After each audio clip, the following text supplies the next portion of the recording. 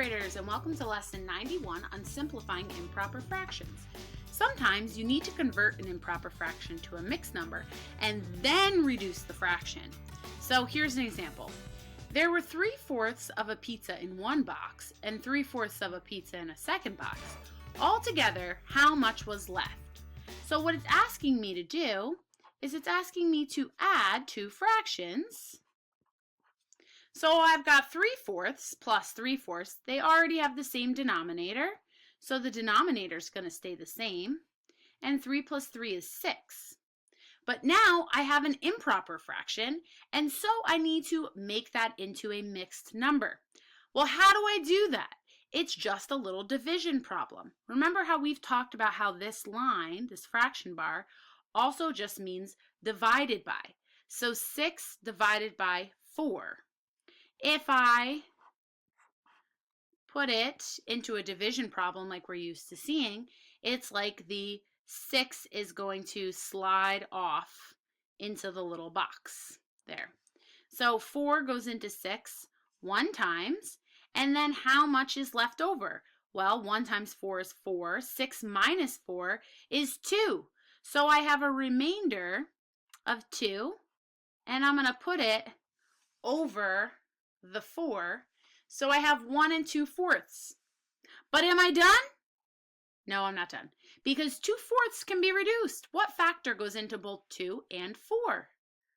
Right, 2. So I can divide this by 2 over 2.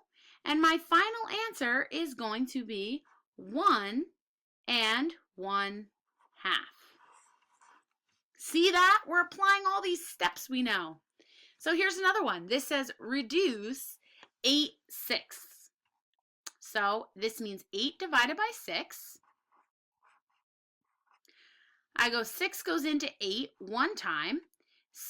Then 8 minus 6 is going to be 2. So I've got 2/6.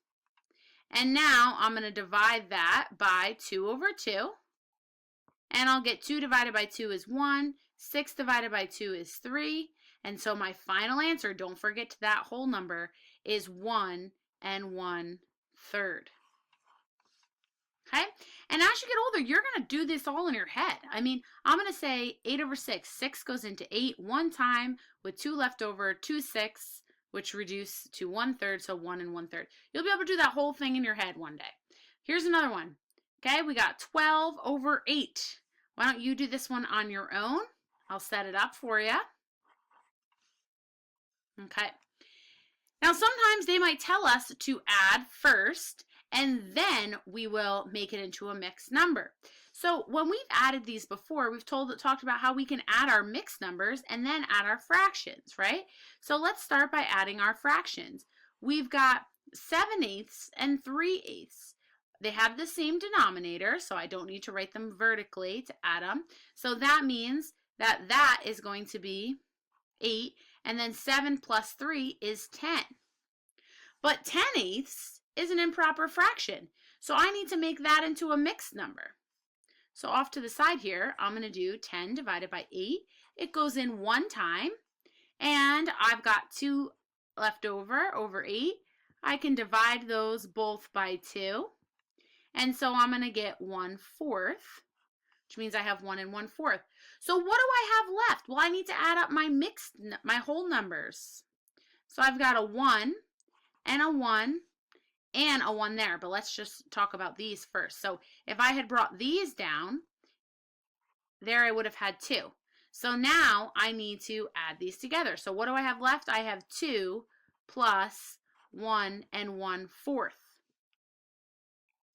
So that means that I'm going to have 3 1/4.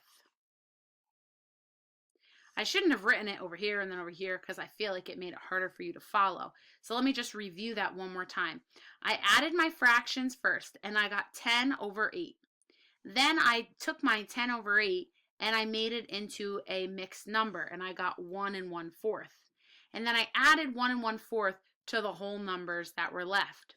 How else could I do this? Well, I could have made them all improper fractions, and then I would have ended up with one really big improper fraction, and I could have turned that into a mixed number.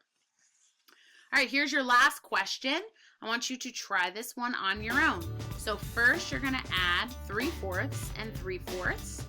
Then you'll make it a mixed number and you'll add it to the whole numbers that are already left. Go ahead and get to work.